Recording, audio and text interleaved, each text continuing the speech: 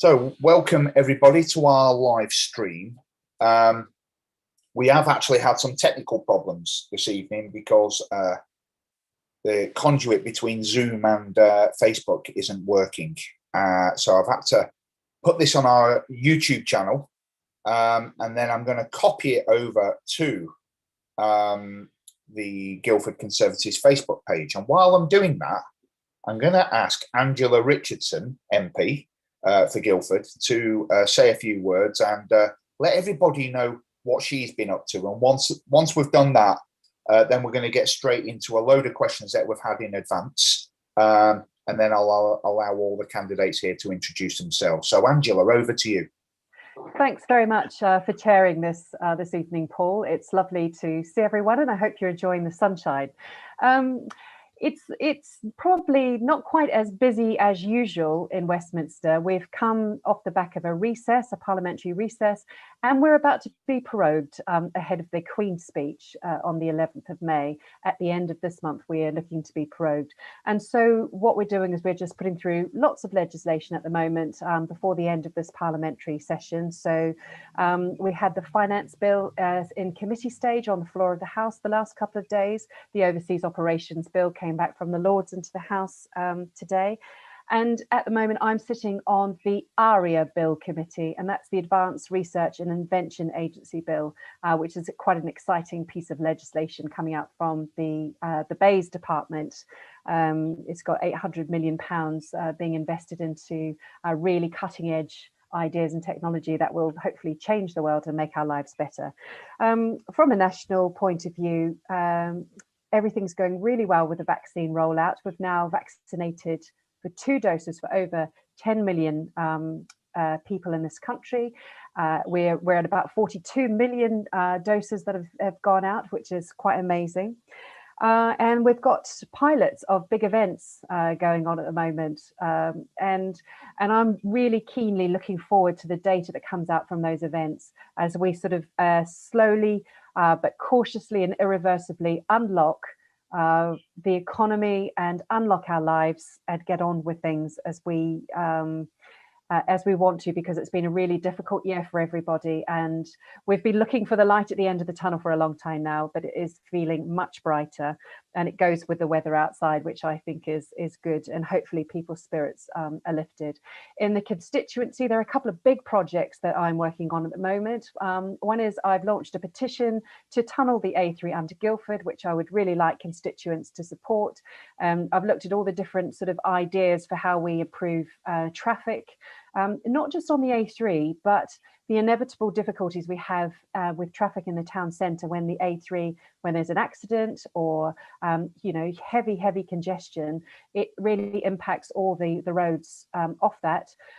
So I'd really like people to sign my petition, because it's one of the most important ways that we can get the Department for Transport to support that. Because it's quite an expensive project, but I believe it's the best project for Guildford, for the people of Guildford, and for the people who have to travel through Guildford. And it will improve air quality, and that really matters in terms of health inequalities either side of the A3. It's really important that people have good air quality. It should be a fundamental right. The other thing that I'm working on is representing the allotment holders at Belfield's allotments. There's a great big planning application going through for the Wayside Urban Village, which is really important. 1,500 houses coming online, affordable houses, great for the people of Guildford. But we've just got to make sure that the allotments, that the allotment holders have good provision, and that it's absolutely clear what the council's doing. And so I had a meeting last week with the council and the allotment holders, and I hope for more progress on that. So that's a quick update from me. Thanks very much, Paul. Thank you very much, Angela. That's great. Now, it's obviously you've been very busy. Now, what I'm going to do is I'm going to get into the questions, and as I ask who the question is, who wants to ask the question, when it's your first time, if you could just introduce yourself and say which area you are standing in. So I'm going to get straight to the questions now.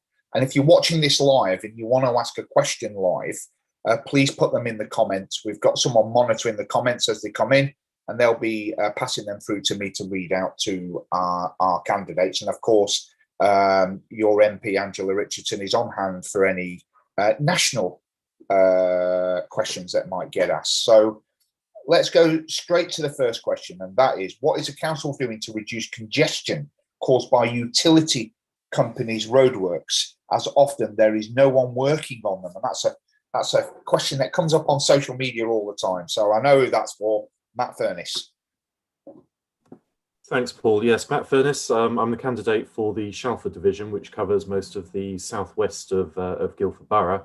So what we've introduced with the support of our MPs and Secretary of State is a programme called Lane Rental. This is being applied to 7.5% of the county's busiest roads. And whilst that might not sound very much, these are the roads where works at peak hours cause the greatest amount of congestion.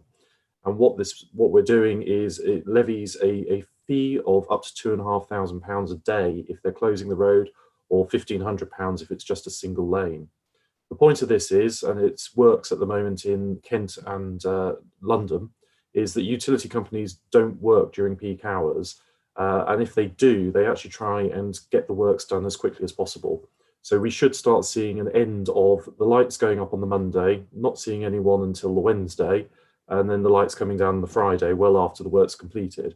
So this is just one part of what we're doing.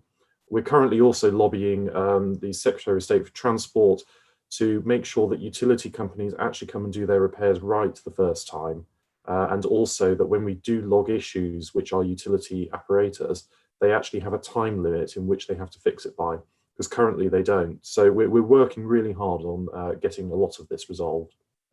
Great, thanks, Matt. Thanks for that. Next question is, what's happening about the burning of waste at Stoney Castle, creating air pollution in the area? Stoney Castle, that'll be Keith Witham. Good evening, everybody. Yes, Stoney Castle is in Pirbright, which is part of Walthamstow division. There have been ongoing problems with the illegal burning of waste on a site called Stoney Castle in Pirbright.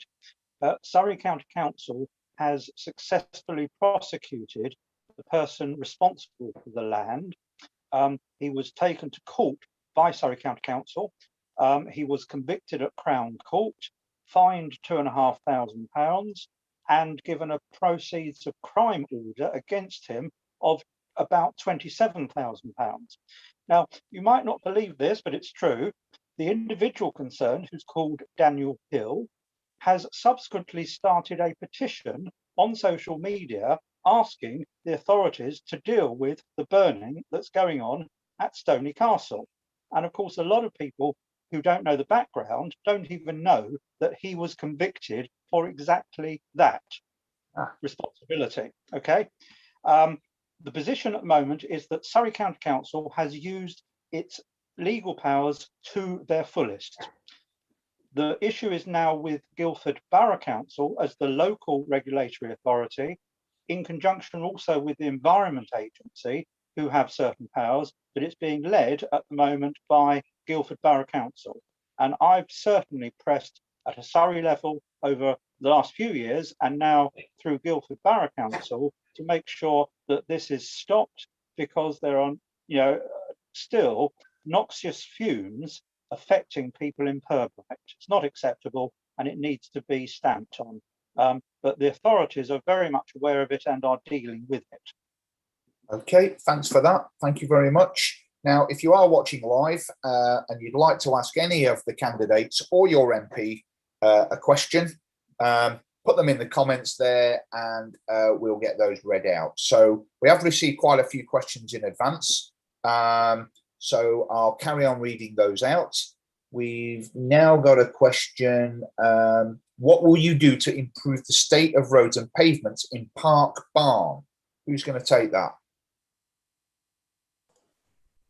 Oh, hello, that's me, Dorothy, Guildford West. Apologies, my camera's just started working, but it's the wrong way around. So not to worry, not to worry. I'll deal with it later. Right, so yeah, the road services, and also I would say potholes do come up on a regular basis in terms of conversations with residents, not just in Park Barn, but Westborough as well. I think really part of the problem, I've been out looking at some of these roads with residents,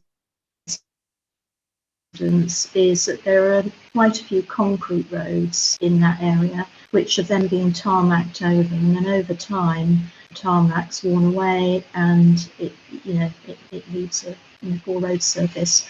So I have been, well, firstly, I've been logging all of these and reporting all of these repairs, and I've also been in conversation with Matt, actually, who's on this call, and there is actually a new process which Surrey County Council are now adopting with respect to concrete roads, where they're taking off the old tarmac surface and restoring the concrete roads. I mean, Matt, I don't know whether you want to sort of say any more about that. Yeah, go ahead, Matt. Okay, thanks, Paul. Thanks, Dorothy. So yeah, the process is called fine milling. So we're no longer tarmacking on concrete roads because it actually only lasts about 6 months to a year. So in areas like Dorothy, and we've been out to have a look at them, we'll probably do something called fine milling, which we take it all the way back and put the concrete back into a better condition. But through this process of fine milling, the concrete actually becomes quieter, as that's often a complaint from residents about concrete roads. So it does make the roads quieter. And we've done this on the east of the county where we have more concrete roads, and the residents have been delighted with the results. So it's a program we're really rolling out now. Great, thank you for that, and thank you, Dorothy. So I'm going to get on to the next question, which is, how will you try to avoid traffic congestion in Burpham when the Gosden Hill development comes into being? I think that's for Philip.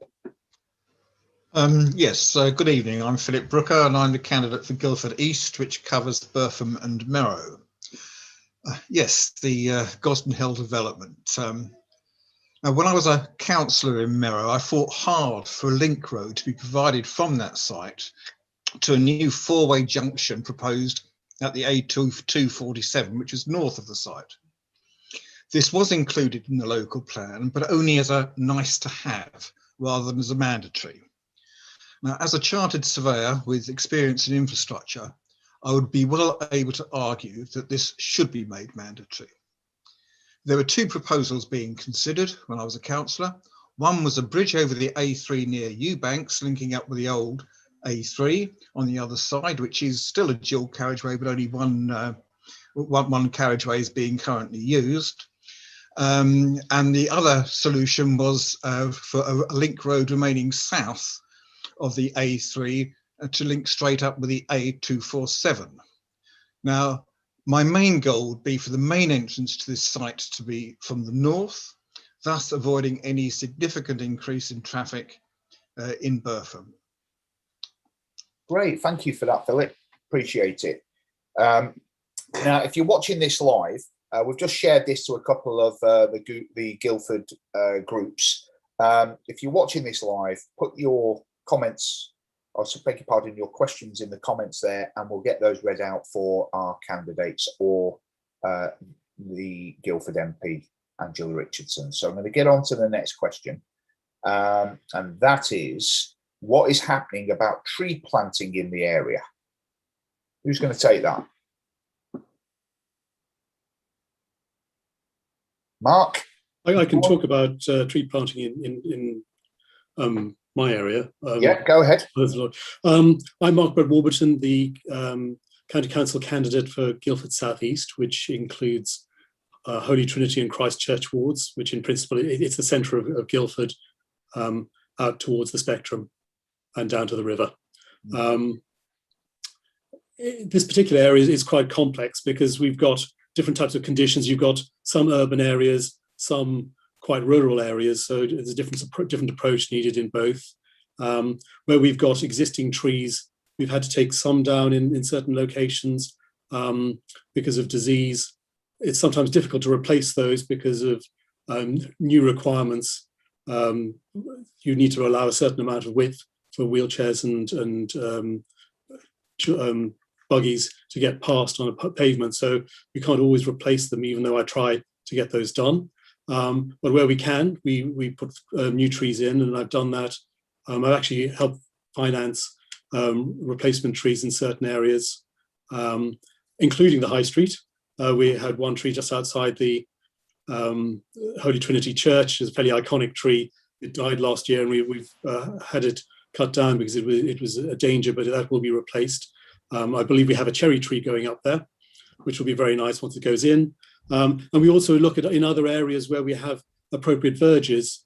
We're having problems with vehicles driving up onto the verges, so we're looking to put in trees there, which will go towards the million tree target that we have for environmental improvements as well. So it's a mixture, and I think that we've actually got quite a good bag there.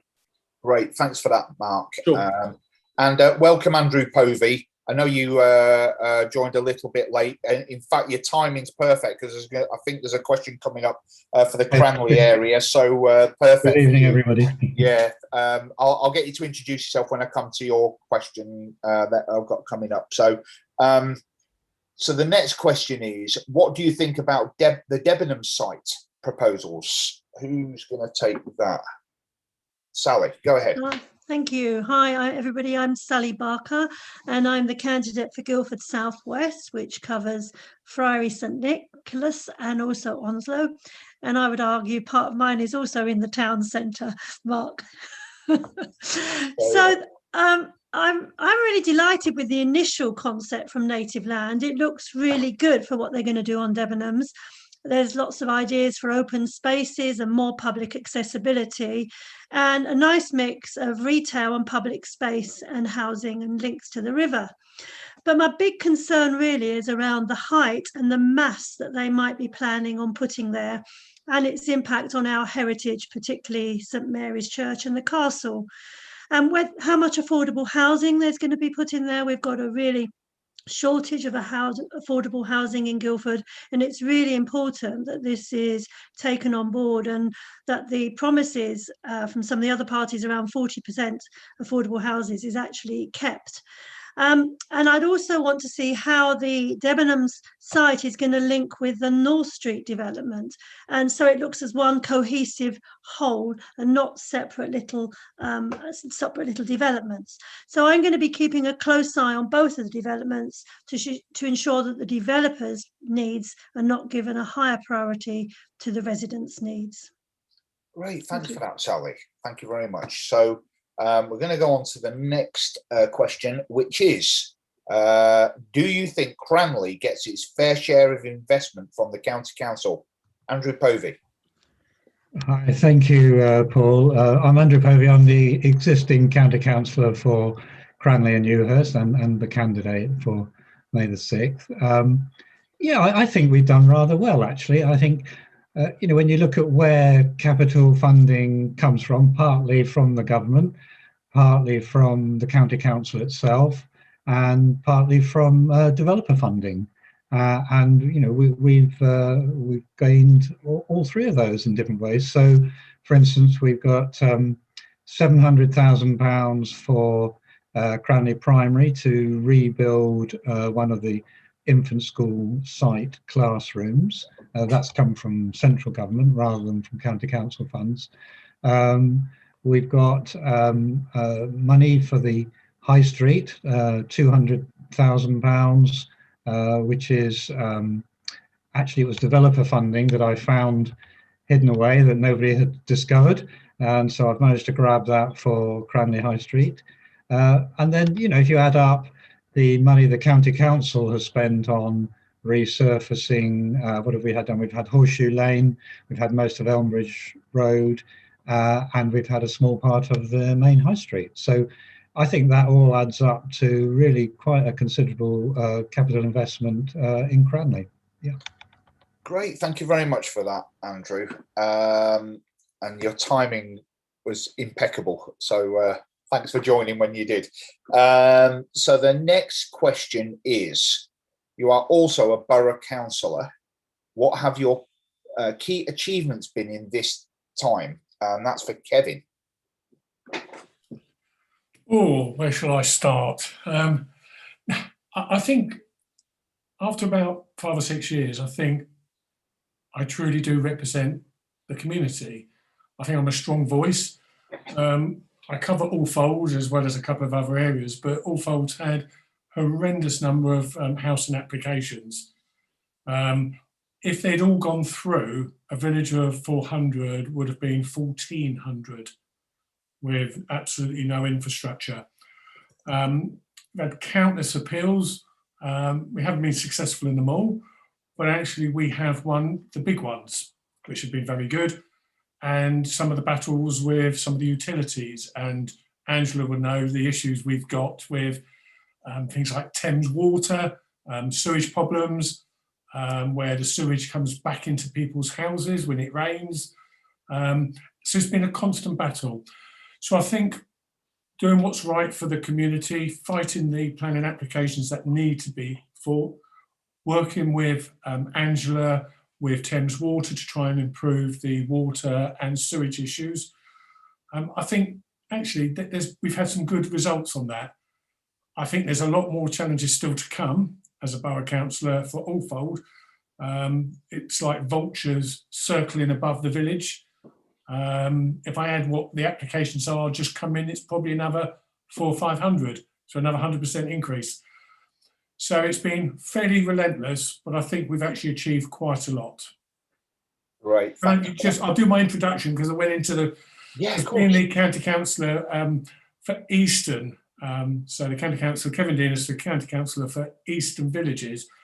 But people always say, well, what does Eastern Villages mean?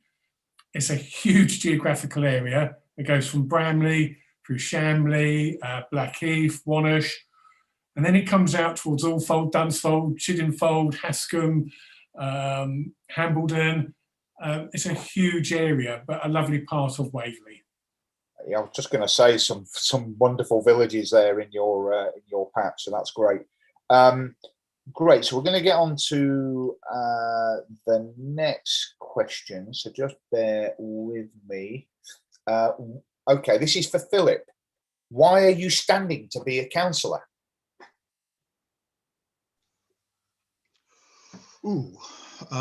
Yes.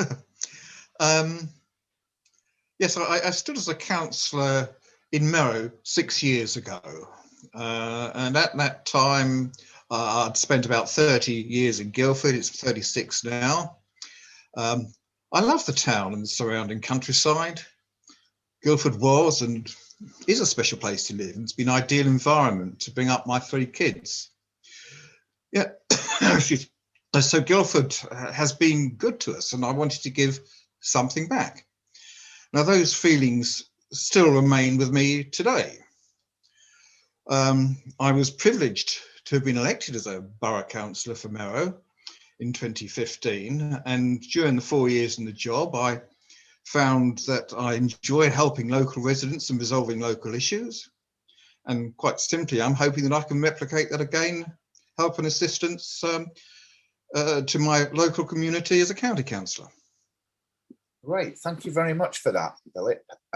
We're going to go on to the next question, which is putting you guys a little bit on the spot, really. Some tough questions here. What skills and knowledge do you bring that would make you an effective councillor? And that's for Dorothy. Dorothy. Okay. Hello. Hello, can you hear me? Yeah, loud and clear. Go ahead. Okay, that's good. So what skills and knowledge? So, well, I mean, just to start with, so I've been resident in Surrey now for over 20 years and lived in Guildford for 15 of those. So I know the area well. In terms of what knowledge do I bring? I've been a volunteer trustee on the Guildford Citizens Advice Board for a number of years now, and also sat on the Surrey Citizens Advice Board as well, representing Guildford. So I do have quite a good knowledge of the types of issues and problems that our residents face, and I think I would actually be quite a strong voice, particularly for the residents of Park Barn and Westborough at the county council level. I've also got experience as a school governor as well for a senior school that was part of the Howard of Effingham Academy Group. And then at a broader level, in terms of my experience through work, so I've worked in technology actually for most of my career. So I've got a lot of experience in terms of delivering change, not just across technology, but business as well, and complex integration projects. And also from that,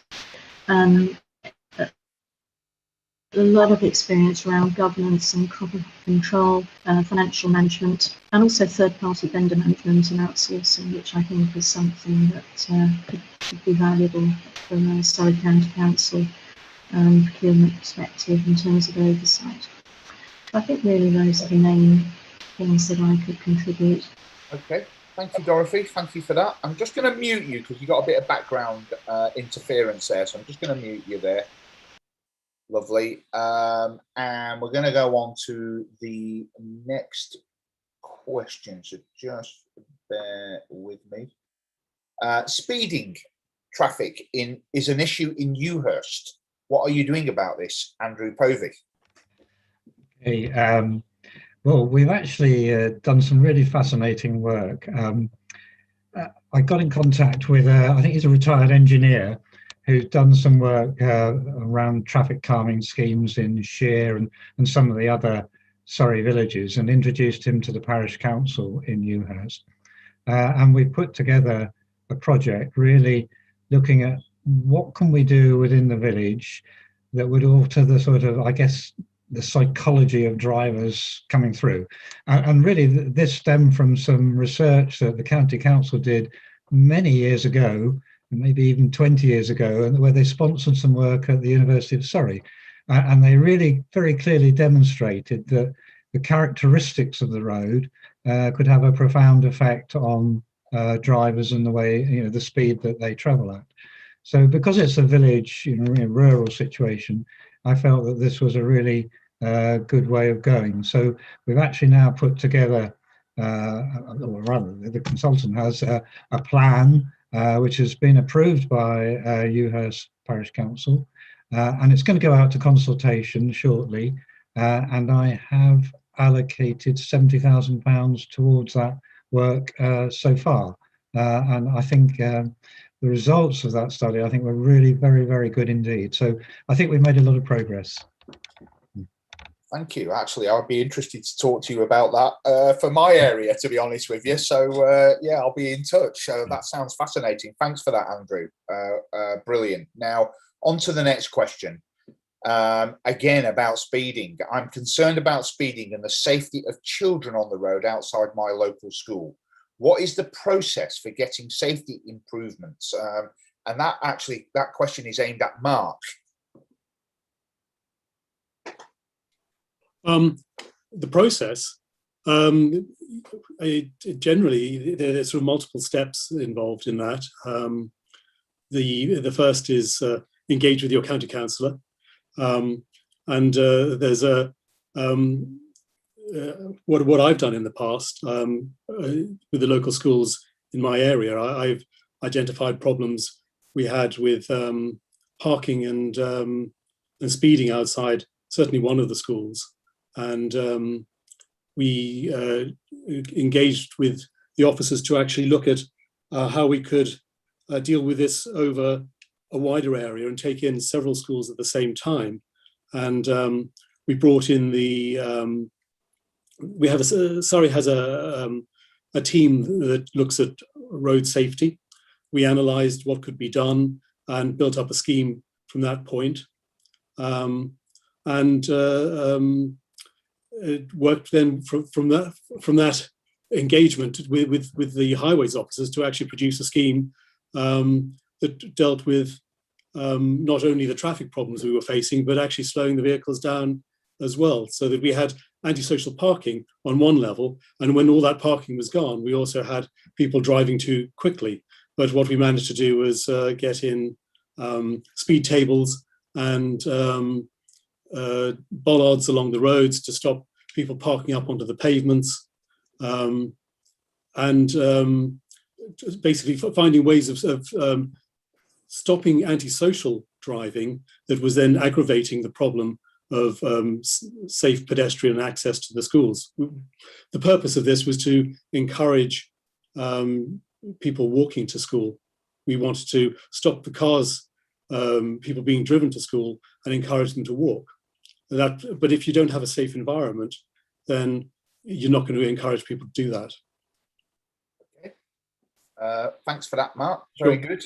I'm going to go on to the next question now. This is one for Sally, and the questioner wants to know what your priorities are going to be for Guildford in the next 4 years. Thank you. I suppose the big thing for me would be around Guildford Town Centre and revitalising it and ensuring that any new developments improve the town centre. I'm really passionate about history, and I would like to ensure that any of these develops don't affect our heritage. And probably a bit related to what I said earlier on, we want to make sure there's a creative mix of residential and retail. I think in the short term, though, we really need to smarten up Guildford, fix the pavements and pathways, get some more independent shops, street cafes, bars and entertainments, particularly in some of the spaces down the river, so that people want to spend time and obviously money here, which would be good for our economy, more business for our shops. In terms of my specific areas, I think in Onslow, there's a big issue about access to GP surgeries. And I would work with the Guildford Clinical Commissioning Group to try and open up more GP surgeries in that part of town. And down in Friary St Nick's, I think it's traffic calming that's really important. And I've started to address this I put up a petition to Surrey County Council recently to introduce a 20-mile-per-hour speed limit on some of the roads around the Lido and the college. And that's been really welcomed by residents. So I think there's a big picture one, and there's some specific things that I would be doing, and protecting services, particularly for vulnerable and elderly residents. I do volunteering at Guildford Action and with Age UK, and I could really do with trying to get some more money into those organisations to help them provide the vital services that they deliver. Brilliant. Thank you for that, Sally. Thank you. So the next question, one for Matt Furness. I noticed there's some significant roadworks at the Tongham roundabout before the Hog's Back. What's going on there? Thanks, Paul. So these roadworks is part of a traffic improvement scheme called the Hotspots, which is really targeting the junctions on the border of Surrey and Hampshire. So what we're doing there is we're putting in a new slip road and improved pedestrian and cyclist crossing.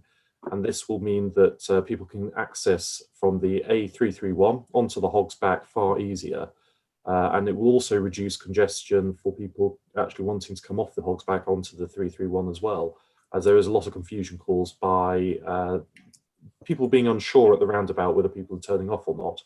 So the key part of this is it will keep actually a lot of the traffic out of the Tongham village, which is next door, as it will keep people on the main road network and hopefully most of the HGVs as well, rather than people trying to find a cut through the villages to get between the 331 and the A31.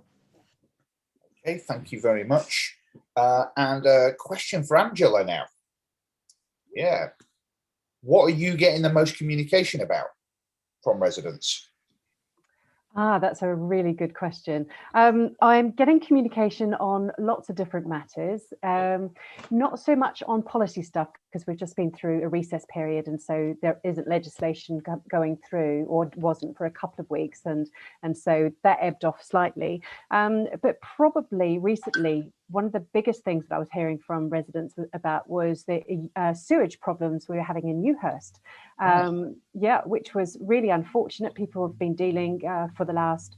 It's getting really resolved now, because I've stepped in and got Thames Water working with Waverley Borough Council, and focusing in on trying to find the source of this particular sewage issue. And we've managed to get quite a long way on that, but there was a cleanup issue in some people's gardens that looked like it was going to be kicked into the long grass. And now Thames Water have started working with residents to sort out, helping to clean up that issue. So that's been a really big thing that I've been dealing with recently. But I get emails in on casework on various different issues that people are dealing with. Get quite a lot on special educational needs for children and placement for those children. And so I liaise with Surrey County Council and the officers there. And I have to say they have been brilliant at finding places for these children. But also, I believe Surrey County Council has been in receipt of some more funding for special educational needs, which is going to make a huge difference right across Surrey for these children in making sure that they can have a good outcome. So my inbox is very varied. And it changes from day to day to week, depending on what's happening in Parliament. But those issues that go on for residents in the background, that's what I get a lot of enjoyment in terms of sorting out issues for people. Yeah, thank you. And I remember at the beginning of the first lockdown, I remember you and I speaking, you were saying how much email you were getting was unprecedented. All MPs were, for obvious reasons. Has that calmed down a lot now? And what are the type of questions you're getting about COVID? Yeah, Paul, it has calmed down an enormous amount. And even just in the last week or so, with this latest step in the lockdown, with people being able to go out to pubs and to go shopping and to go get their hair cut at the, people are able to get on with their lives now. They're not stuck at home and they're doing things. Therefore, they're not emailing me perhaps as much as they were about those issues. But when it comes to COVID, I suppose the things that people are worried about are new variants, security on the border for those variants, and just making sure that we have got measures in place to be able to keep our population safe. That really matters a lot to people. So it's quite reassuring that we've got a huge test and trace system in place, that we still have got some things in our lives that we have to do, wear masks, etc., that people don't like. There is a lot of chat about COVID vaccine passports, but I think we're reviewing things. We're not at any stage where we're going to announce anything. The press is obviously speculating quite widely about what these things mean for civil liberties, which is obviously an area that constituents care about deeply. But at the same time, I think what we need to be is very pragmatic. We've always been pragmatic throughout this whole crisis. We have intervened and put in measures that are unprecedented at their scale. And, it's the balance that you have to strike between intruding into people's lives and keeping people safe. And so I would like to think that the government has got the tone pretty much right the whole way through. Polling that's been done will back that up. And it's some of those choices that we've had to take, which have seemed quite risky at the time, that have paid enormous dividends, like the vaccine rollout. So I do think people need to give the decisions that we make a bit of time to see how everything works out in the long run. But so far, touch wood, so good. Brilliant. Thank you very much for that, Angela. Really appreciate it. Now, we started about 10 minutes late because of the technical problems we had at the beginning. So I hope you all don't mind if we end 10 minutes late, because we still got quite a lot of questions to get through. I didn't think we did. I thought we would run out of questions. Actually, we got plenty. So let's crack on. So the next question is for Kevin. Kevin Denis. The roads through our villages are getting more congested. Do you feel they can cope with the extra houses that are being proposed in the area? And I think that's a common theme that actually runs right the way through the county. So perhaps you could respond to that, Kevin. Yeah, I mean, I could say a very simple answer. No, I don't think they can. What happens, as you know, we have roads such as the A281 going from the villages towards Guildford. It's only the main road. If you get any sort of accident or blockage or roadworks, all the villages become gridlocked. And what we've seen over probably the last 5 years is rat runs through the villages. I have concerns about the roads. I've spoken to Matt before, and I can see this being a very, very big issue for me if elected. Already I'm starting to get emails, and one of them was from a resident of one of the villages who uses a wheelchair and says at the moment she can't go anywhere because the pavements are so poor and she can't manoeuvre the pushchair, so the wheelchair. So no, I don't think the infrastructure per se from these developments has been adequate. I think the roads aren't built for large lorries. We've got problems with HGV. I mean, a great example would be Marquette Lane. Now, you won't probably know that location, Paul, but it's a very, very windy road that takes you towards Milford train station. If a car's coming the other way, you both have to stop and manoeuvre yourself through. If a lorry comes through and SatNav will send you down there, you have roadblocks. So we've also got roads that are totally unsuitable for HGVs, actually haven't got unsuitable HGV classification. So I see it's one of my main jobs, if I'm honest, Paul, but I would say probably everybody on this call has got the same issues on the roads in their areas. So I don't think I'm unique. Absolutely not. And I'm not even in the same area as you. I'm in Surrey Heath and we have exactly the same problems over here. So yeah, absolutely. So thank you for that, Kevin. Now, question for Dorothy, and this is another, it's a shame we haven't got the PCC candidate on with us, because this is another problem that runs right across the county to do with antisocial behaviour. How are you going to resolve the problems with antisocial behaviour, particularly on Westway and Southway with the Woodside gangs? Dorothy. Just wait for Dorothy to unmute. I know she was having problems earlier, so we're going to come back to Dorothy and then go on to the next question, which is for Keith. And that is, I live in Normandy and I'm concerned about speeding, particularly along the Guildford Road. What can be done? Keith Witham. Well, thank you. Yes.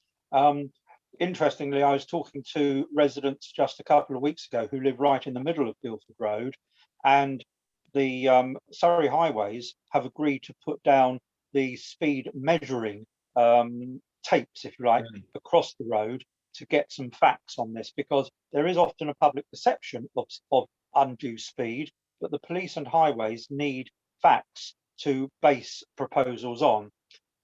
Guildford Road through Normandy has had a number of road safety schemes. At the very sharp end, one end, you've got Bales Lane towards Guildford, which is a very sharp bend. That has had flashing speed lights put in.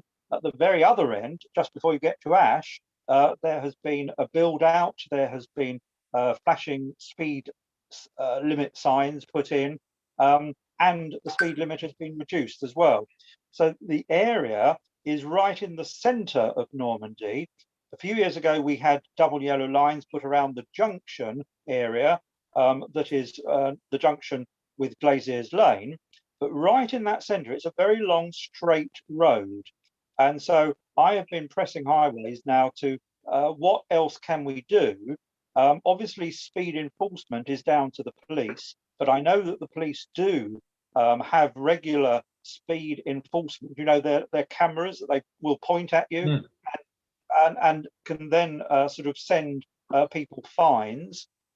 We also have an active speed watch campaign in not only Normandy, but in the other villages as well, with the parish council's help. So that's something people can get involved with. And actually, you know, looking back over the last few years, in all of my area, we've actually achieved, I think it's over 30, nearer to 40 speed come traffic safety localized schemes. So always want to do more, but actually, you know, we've been doing an awful lot. And I would urge people to get in touch with me, because then I can take up the specific locations with Surrey Highways and the police, with whom I've also got a good working relationship. So Great. thank you. Thanks for that, Keith. Thank you very much. So on to the next question. One for Mark. Is there any progress with sustainable transport schemes in the centre of town? Oh, yes. There's been obviously schemes going on for quite some time, and gradually we're improving them. There's schemes running along the north of Stoke Park. Those are already in along Parkway, and there's a new scheme that's coming in, which is actually quite exciting in a way, because it'll create a link all the way from the centre of town all the way through to Burpham. There are two elements to it. There's one portion which will run along the south of Stoke Park.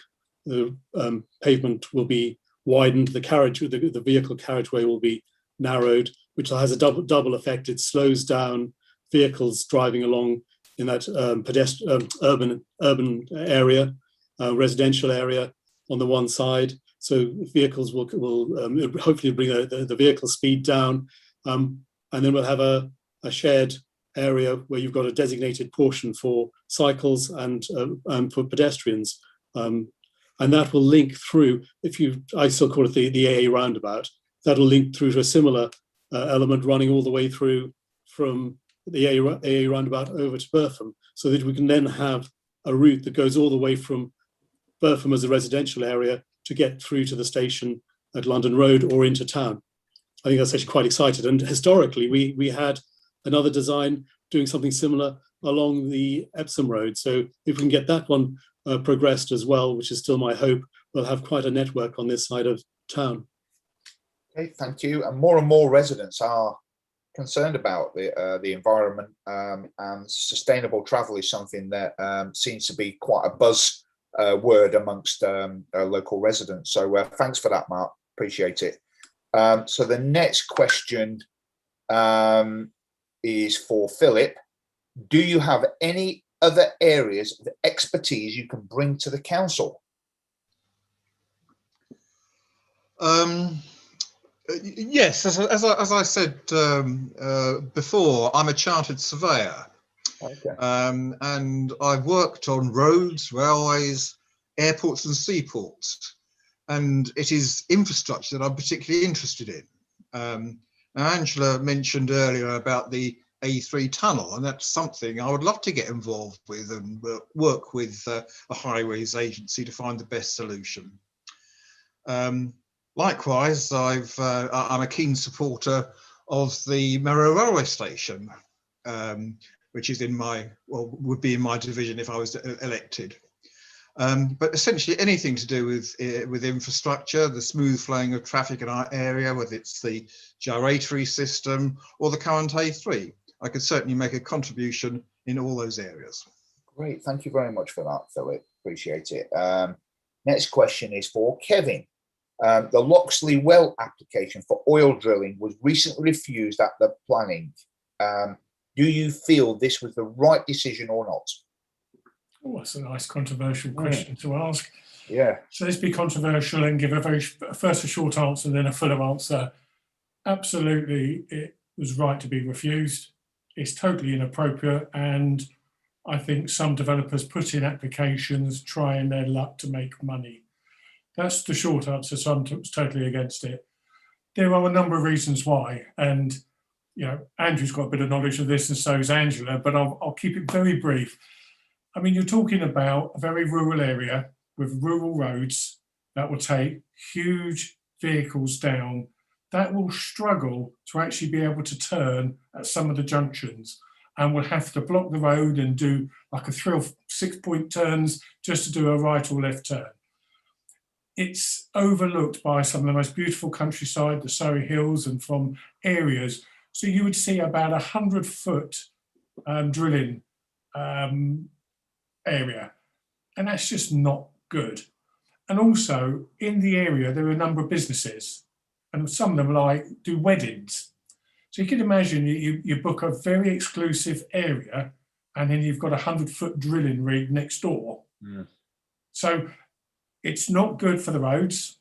It's not good for the environment. It's not good for the rural setting. And actually, I think it impacts on businesses, and applications should not negatively impact on local businesses. I think it was the absolute right decision that was taken. I know Andrew was on that committee. I listened to it for about 4 hours, and I'm grateful, Angela, for your letter that you've written. Angela Richardson wrote a letter to support the appeal. Interestingly, although it affects myself and one of my colleagues in Dunsfold the most, all 22 Waverley Borough Conservatives have written a letter throughout this process with our objections. So it's not just me who has these views, it's actually the whole of our group have been totally against this. So that's the long version, Paul. Okay, and I think what I'd like to do actually is, as that this is cuts across both Andrew and Angela's desks, let's say, perhaps I'll just invite them to say a few words about that too. Well, let's start with Andrew and then Angela. Well, thank you, Paul. I mean, yes, I was on the planning committee that made the refusal, the county planning committee. Well, I think I agree with what Kevin says. I think it's about the roads. I think the committee particularly took a lot of notice of the fact of the business, as you suggest, next door. I mean, these wedding venue businesses, they charge a lot of money. I've got 2 children going through it, and as you say, it's just impossible to think of such a venue being next door to a 100-foot drilling rig. It really makes a nonsense. So I think the road system, not just the effect of the HGVs, I mean, that's part of it, but these roads have got they've got no paths, there's no cycleways, anything like that. So having HGVs going up and down them really makes it very unpleasant. And the point you made about the area of outstanding natural beauty and the area of great landscape value, which is right next door to it. I mean, how can you argue that we should have a drilling rig when you've got an area of great landscape value? To me, it's complete nonsense. So yeah. Hey, Andrew, thank you. And Angela, if you could briefly give your views on that, please. Yes, very briefly. So I was pleased to be able to sort of stand alongside Orfold Parish Council and all the work that they were doing, because as a neighbouring council to where it was going on, they absolutely get involved in all of these things on behalf of their residents. And so I wrote in support of letters that they had written both to Surrey County Council when they were deciding it there, also to the planning inspector who is looking at it on appeal.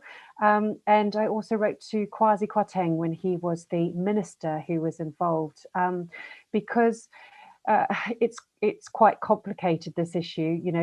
A lot of people in their head know about fracking, and they know that the government put a moratorium on fracking, but this isn't fracking. This is a completely different process. And so I needed to write to the minister just to get some clarification on the national policy issues around it. So I think there's still a conversation to be had there, and I'm following it closely, as I know Andrew is following and Kevin is following, and the Orfold Parish Council as well as nearby residents and businesses. And it's my job to make sure that I stand up for residents and support the councils who are going into bat on behalf of residents too, and that we work together across these different levels of local government. It's really effective when we work together. No, absolutely. And one thing that I've just picked up on, actually, as an outsider, let's say, of Guildford, how well you all work together and what you've done on this particular issue, from the borough, county and councillors through to the MP. So that's great work, and long may that continue. So on to the next question, and one for Matt.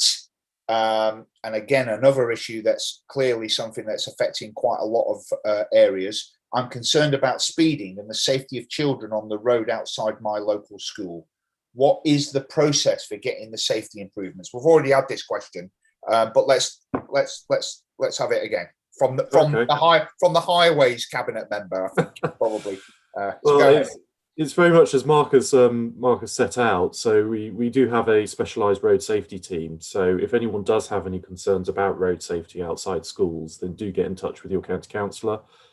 We can get the road safety team out. And as Mark said, it tends to be a number of matters, whether it is poor parking or people are speeding, or even if it's just actually trying to get the school encouraged to take on more sustainable transport modes. So it won't be one sort of silver bullet to fix the whole issue, but we've got the resource there and we've got the expertise. So I recommend they get in touch and we can deal with that.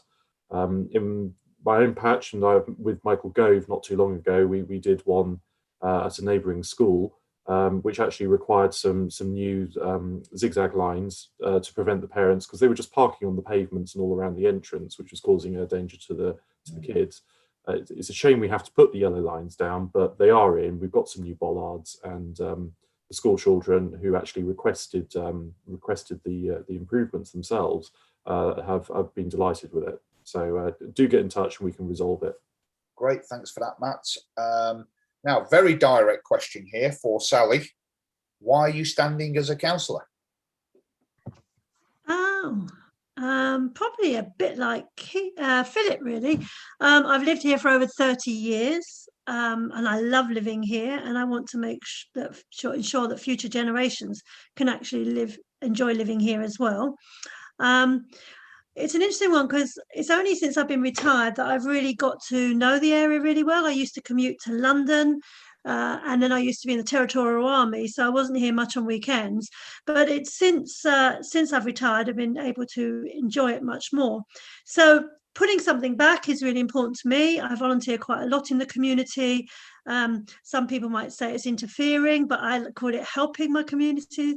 So putting it back, I've also think, although I've retired, I've still got some skills and knowledge that I think would be quite useful to Surrey County Council. I work for a government agency, so I understand public finances. In fact, I've run large budgets. I've worked for a voluntary organisation, so I understand about putting people first, and also working with executive staff and board members and the tensions that arise and how you can get the best out of those relationships. But I suppose as I've stood up to understand to become a Surrey County Council, I've been really impressed with the work of Surrey County Council. And I know some of you on here tonight have been involved for a long time. And I think you've done a great job in turning around the finances. You've done some really good stuff around schools, supporting communities and climate change.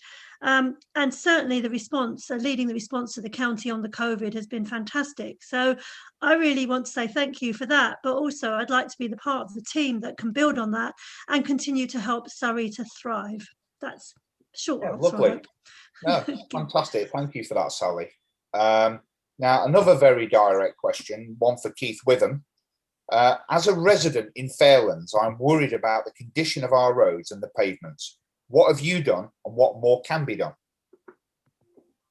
Keith Witham. Yes, indeed. And we had a question earlier, Paul, you'll remember, where the answer alluded to the fact that the issue was of the old concrete roads. Yes. Now, most of the roads on the Fairlands estate were built at about the same time as there were a lot of roads across Guildford of the old concrete construction, and Matt alluded to that. In terms of what we have been able to get done over the last few years, St Michael's Avenue was resurfaced, and the whole of Envis Way, where there is a school, had brand new pavements put in, and also the area of Fairlands Avenue had new pavements from the area of the shops to the GP surgery and community centre, because those areas, the shops, community centre and the school, got priority because they are the main areas of pedestrian use. And it's interesting looking back at what has been achieved, not just in Fairlands, but over the last few years. Actually, across my division of Walthamstow, there have been 42 separate locations where the county council has either resurfaced the roads or put in new pavements. 42 locations. Now, that's not bad going, but I would always say that there is always more to do. So I always encourage all residents to report in any defects through the Surrey County Council website, so they are logged. There are different programmes for maintenance, for resurfacing, both roads and pavements. And there is also, as Matt alluded to earlier, now a separate programme for dealing with the concrete roads, because it's no good just recovering them with black tarmac. That became fashionable, you know, in the about the 70s, to put black tarmac onto the concrete roads because they look nicer. But actually, it doesn't last. So you get this pitted effect on the concrete roads where the tarmac is wearing away. So that needs to be dealt with. But the County Council has got a separate programme for dealing with those concrete roads. So actually, it's quite good news. Okay, great. Thank you very much for that. This is going to be the last question. We've gone a couple of minutes over time. This is going to be the last question, and it's for Andrew Povey. You've been a councillor for quite a few years. What do you think have been your key achievements? Well, over this term that's just finishing, I think there's two key achievements for Cranley. One, of course, was around the community recycling centre, which I'm afraid the county council was looking for cost savings, and it thought that it would be a good idea to close the CRC in Cranley. And I have to say that the support from the community was fantastic, from all sorts of community organisations, and I think I made pleas at full council and at cabinet meetings, and indeed the leader eventually put me in charge of a task group looking at the CRCs, which I'm pleased to say the task group then recommended keeping them, and that recommendation was subsequently accepted by the cabinet. So I mean, that was quite a battle and a success. And I think the other big one, I think, for me over the last few years was finding this £200,000 I mentioned for Cranley High Street, which it was some developer funding that seemed to have just got hidden away and forgotten about, shall I say. So I managed to grab it, and I think that's going to enable us to do some really great things on the High Street, building on what the County Council did probably about 10, 15 years ago, which was in itself a big project around an area we call Fountain Square, which has really come a fantastic. It was about creating really a cafe culture, I suppose you'd call it. So it enables people to sit out, but because of COVID and all the restrictions, it's actually come into its own really over the last year. I think we were perhaps a bit ahead of time in terms of what we were trying to do, but it's really, when you drive through the village, even when all the shops were shut, you'd still got all these chairs and tables out there with people sitting at suitably distanced, and it really gave the village centre a very vibrant feel. So I think that's really good. Okay, Andrew, thank you very much. Now, this has been a fantastic Q&A. Just want to say that I've worked with most of the people on the Q&A here at the County Council and Borough Councils, and what a great team Guildford has, I have to say. And I hope that Guildford residents will support you and elect you on the 6th of May. Before I end the live stream, I'd actually like to, I'm going to put her on the spot right now, but I'd like Angela Richardson to have the final say on why residents should vote for this fantastic group of people. Thank you, Angela Richardson. Thanks so much, Paul. What a privilege to be able to finish and to say elect all these fabulous people, because not only was Surrey delivering on everything that they have to deliver on during COVID, but the leadership and the skills and the time and the energy that the councillors put in, and those who are here as candidates, their voluntary time that they put in during COVID, just to keep the community going, was extraordinary. You don't get much better in terms of the leadership and the support for that leadership in terms of rolling out just everything we needed. You know, in Guildford, we had the Spectrum, which was busy delivering parcels out to people. Surrey County Council was operating the helpline that so many people use just to get information. But it was even down to some of the really difficult things that we had to deal with COVID, like making sure there was extra capacity in terms of morgues, which was very, very, very difficult to deal with, but they had to do it. And also setting up the step-down care for people coming out of hospital to make sure that they had somewhere to go that could look after them, you know, if they couldn't return into care homes or into the community.